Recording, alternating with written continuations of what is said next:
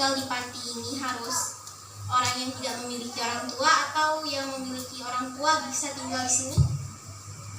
Yang tinggal di sini itu mereka yang membutuhkan. Ada juga yang masih orang tuanya lengkap, tapi orang tuanya tidak mampu, hanya keluarga gitu, saudara-saudaranya ramai. Terima kasih. Selamat pagi teman-teman semua, nama saya Yudika Sastoang, dipanggil Yudika. Saya kelas 8 dari SMP Bidara. Saya mau bertanya, teman-teman semua yang di panti asuhan ini itu sekolahnya di mana ya, Bu?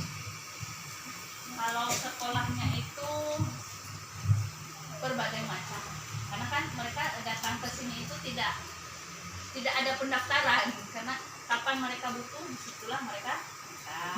Ada yang di SMP 17, di SMP 7, SMP Kartika, terus ada yang di SMP Muhammadiyah, SMP Darus Syariah, terus yang di SMA juga ada di SMA 7.